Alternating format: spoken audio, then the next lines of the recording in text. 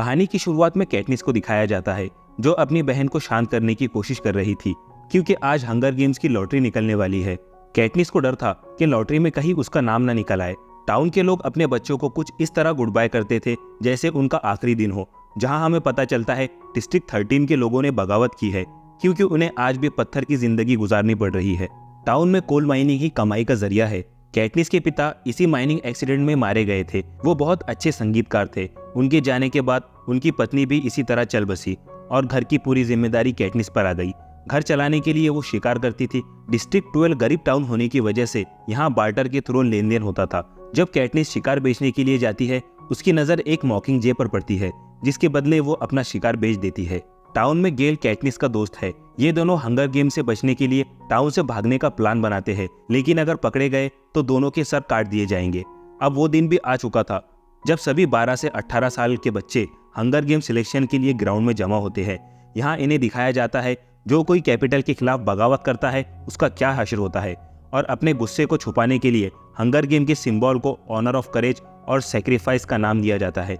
इस गेम में जीतने वाले को इनाम के तौर पर पैसे दिए जाते हैं जिससे वो अपनी बाकी की जिंदगी सुकून से गुजार सके। बदकिस्मती से कैटनिस को जिस चीज का डर था वही हुआ। हंगर गेम्स में उसकी बहन रोज का नाम आ जाता है।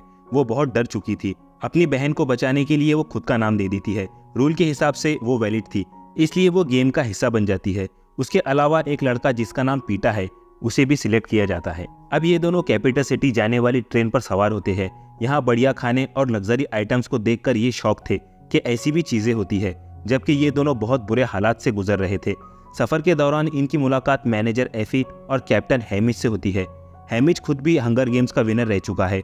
पीटा और कैटनिस का भी बीता हुआ कल था। कैटनिस के मुताबिक वो जानवरों को ब्रेड देता जबकि मैं उसके सामने भूखी बैठी रहती थी, और यही वजह थी वो पीटा से दोस्ती नहीं करना चाहती। वही गेम जीतने के लिए पीटा के पास कैटनिस की तरह कोई खास टैलेंट नहीं है, मगर वो बहुत स्मार्ट है। फाइनली ये दोनों कैपिटल सिटी पहुंच जाते हैं। कैपिटल सिटी बाकी डिस्ट्रिक्ट से बहुत ज्यादा अमीर है। इन दोनों को यह समझ आ गया था कि ये गेम कितना एडवेंचरस है। इन लोगों को देखने के लिए हजारों की भीड़ उमड़ रही थी। कैपिटल सिटी पहुंचते ही इन्हें नीट एंड क्लीन किया जाता है ताकि बड़े बड़े स्पॉन्सर्स इनसे इम्प्रेस हो सके। कुछ देर बाद इनकी मुलाकात कॉस्ट्यूम डिजाइनर से होती है। वो हैमिज से बहुत ज्यादा इम्प्रेस था कि किस तरह उसने सेक्रीफाइस करके अपनी बहन को बचाया, और इन दोनों को स्पॉन्सर्स को इम्प्रेस करना इसलिए भी जरूरी है क्योंकि गेम जीतने के बाद इनके पैसे स्पॉन्सर से ही आएंगे। और फिर इन दोनों का फायरिंग कॉस्ट्यूम देखकर बाकी ट्रिब्यूट्स के मुकाबले ये दोनों सभी स्पॉन्सर्स को बहुत ज्यादा पसंद आते हैं। इसी दौरान पीटा उसका हाथ थाम लेता है। उसे लगता है ऐसा करने से स्पॉन्सर्स की तादाद बढ़ जाएगी, और होता भी कुछ ऐसा ही है। वहाँ मौजूद सभी लोगों को इन दोनों की जोड़ी बहुत पसंद आती है। अब डिस्ट्रिक्ट 12 के प्रेसिडेंट स्नो को दिखाया जाता है। ये सभी ट्रिब्यूट्स का स्वागत करते हैं।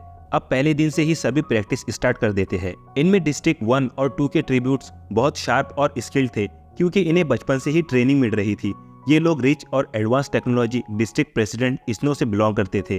दूसरे दिन इन सभी का एक एक करके टेस्ट लिया जाता है जिसकी बिना पर इन्हें पॉइंट्स दिए जाएंगे। कैटनिस अपनी निशानेबाजी से सबसे ज्यादा पॉइंट्स स्कोर करती है क्योंकि जब व्यूवर्स उसके निशाने पर ध्यान नहीं देते वो अपने बेहतरीन निशाने से गेम मेकर के एप्पल को उड़ा देती है। पीटा सोचता है वो गेम नहीं जीत पाएगा क्योंकि उसके पास कैटनिस जैसी कोई भी काबिलियत नहीं है, इसलिए वो कैटनिस को जिताने का सोचता है।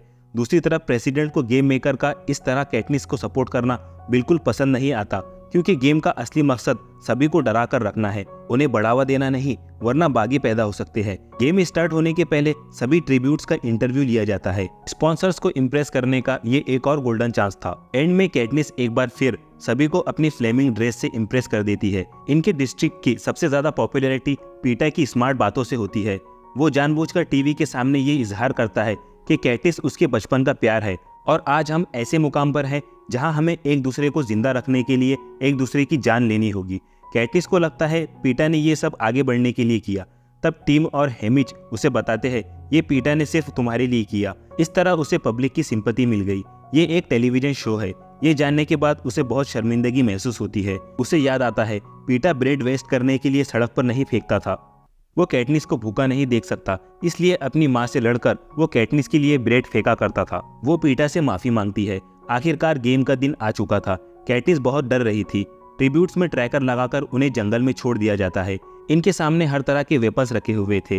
काउंटडाउन खत्म होते ही कुछ लोग खतरनाक वेपन्स की तरफ भागते हैं और कुछ लोग सर्वाइवल सामान लेकर जंगल में घुस जाते हैं। पीटा बिना कोई सामान लिए जंगल की तरफ भागता है। कैटनिस बचते हुए सप्लायर के साथ जंगल में घुस जाती है। वो अपनी काबिलियत और हुनर से जंगल में ही हथियार और खाना बना लेती है। बहुत थोड़े सामान में ही एडजस्ट करती है, मगर वो किसी की जान नहीं लेना चाहती थी, इसलिए सुबह होते ही वो दूर निकल जाती है। लेकिन गेम जोन में आग लगाकर उसे प्राइमरी लोकेशन की तरफ बढ़ने के लिए मजबूर किया जाता है। वो ऐसा इसलिए करते हैं ताकि गेम और ज्यादा मजेदार बन सके। इसी भगदड़ में उसके पैर में चोट लग जाती है। इधर एक पूरा ग्रुप उसे ढूंढ रहा था ताकि सबकी फेवरेट कैटनिस को सबसे पहले एलिमिनेट किया जा सके। बचने के लिए वो एक पेड़ पर चढ़ जाती है, मगर ये लोग भी यही डेरा डालकर बैठ जाते हैं। कैटनिस जख्मी होने की वजह से उसकी हालत बहुत ज्यादा खराब हो रही थी। ये देखकर हैमिज भी इमोशनल हो जाता है। इसी तरह कई दिन गुजर जाते हैं। वो अब भी पेड़ पर फंसी हुई थी। फिर एक रात हैमिज किसी तरह ड्रोन के जरिए उसके जख्मों और तबीयत के लिए कुछ सामान भेजने में कामयाब हो जाता है। अगले दिन कैटनिस ठीक हो जाती है। यही उसे दूसरे पेड़ पर डिस्ट्रिक्ट 11 की ट्रिब्यूट दिखाई देती है।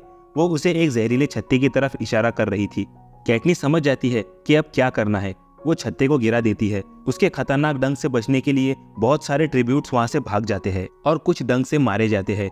उसके पास यही मौका था भागने का, मगर अब उसे भी डंक लग चुका था, जिस वजह से उसे हेलुसिनेशन होने लगते हैं और वो यही बेहोश हो जाती है। कुछ दिनों बाद उसे होश आता है। यहाँ उसे पता चलता है रियो ने उसका ख्याल रखा। अब इन दोनों में दोस्ती हो जाती है। कैटनिस को रियो में अपनी छोटी बहन दिखाई दे रही थी। बहुत बचाने के बाद भी अचानक हुए वार से रियो की मौत हो जाती है। कैटनिस को बहुत दुख होता है। ये सीन 12 डिस्ट्रिक्ट लाइव देख रहे थे। कैटनिस कैमरे के सामने आकर डिस्ट्रिक्ट 11 के लोगों के लिए श्रद्धांजलि देती है। ये चीज डिस्ट्रिक्ट 11 के लोगों के दिल को छू जाती है। उधर हर तरफ दंगे का माहौल हो चुका था। गेम मेकर सोचता है चिंगारी को आग बनने से और कोई बागी पैदा होने से पहले कैटनिस को खत्म करना होगा, क्योंकि यही चिंगारी को हवा दे रही थी। मगर एन मौके पर हैमिज उसे बताता है लोगों का दिल दोबारा जीतने का एक मौका है डुओ विनर्स। लोगों को इन दोनों की जोड़ी बहुत पसंद है। इस मामले में गेम मेकर्स को प्रेसिडेंट ने भी अप्रूवल दे दिया था। साथ ही प्रेसिडेंट उससे कहते हैं सिचुएशन आउट ऑफ कंट्रोल नहीं होनी चाहिए। गेम मेकर फौरन अनाउंस कर देता है अब विनर्स एक नहीं 2 होंगे। ये सुनते ही कैटनिस पीटा को ढूंढने के लिए निकल जाती है। वो जंगल में बहुत ज्यादा जख्मी हो चुका था। इन दोनों को सब लाइव देख रहे थे। लकीली हैमिज पीटा के लिए भी दवाई भेजने में कामयाब हो जाता है और साथ ही एक मैसेज भी भेजता है जिसमें लिखा था तुम्हें ऑडियंस को यकीन दिलाना होगा, तुम दोनों एक दूसरे को बहुत चाहते हो। अगले दिन पीटा के जख्म भी ठीक हो जाते हैं। इन्हें पता चलता है इनके अलावा कुछ ही ट्रिब्यूट्स बाकी है। ये दोनों समझ रहे थे अब खतरा टल चुका है, मगर तभी गेम मेकर एक न्यू टास्क रिलीज करते हैं। देखते ही देखते पैंथर जैसे खूंखार जानवर झुंड में इन दोनों के पीछे पड़ जाते हैं। कैटनिस और पीटा अपनी जान बचाते हुए पहाड़ी पर चढ़ जाते हैं। अचानक डिस्ट्रिक्ट 1 का ट्रिब्यूट इन पर हमला कर देता है। कैटनिस बड़ी चालाकी से उसे खत्म कर देती है और अब फाइनली डिस्ट्रिक्ट 12 हंगर गेम्स के विनर थे। पर प्रेसिडेंट इतनी आसानी से ऐसा होने नहीं दे सकता, इसलिए उन्होंने जो डुओ विनर्स अनाउंस किए थे वो उसे बदल देते हैं और अब इन दोनों में से कोई एक ही सर्वाइव कर पाएगा। पीटा जहरीली बेरीज खाकर सेक्रीफाइस करने का तय करता है। वो कहता है तुम इस गेम को जीतना मुझसे ज्यादा डिजर्व करती हो। तब कैटनिस कहती है मुझ पर भरोसा रखो, हम दोनों बेरीज खाकर खुद को खत्म कर देंगे। ये सीन भी ऑडियंस लाइव देख रही थी और अगर इन दोनों ने एक दूसरे के लिए जान दे दी तो सभी डिस्ट्रिक्ट में जंग छिड़ जाएगी। हालात को देखकर गेम मेकर अपना फैसला बदल देता है। वो अनाउंस करता है अब दोनों ही विनर होंगे, लेकिन लोग अब भी बगावत कर सकते थे, क्योंकि जब 2 आम लोग हंगर गेम्स के मेकर को अपना फैसला बदलने पर मजबूर कर सकते हैं तो सभी डिस्ट्रिक्ट मिलकर कैपिटल सिटी की सरकार का तख्ता पलट सकते हैं। प्रेसिडेंट को पता था आगे ऐसे हालात पैदा होंगे, इसलिए वो गेम मेकर को ही जहरीली बेरीज खाकर अपने आप को मारने के लिए मजबूर कर देता है। अब कैटनिस और पीटा भी गेम जीतकर अपने घर चले जाते हैं और इसी के साथ ये मूवी एंड होती है।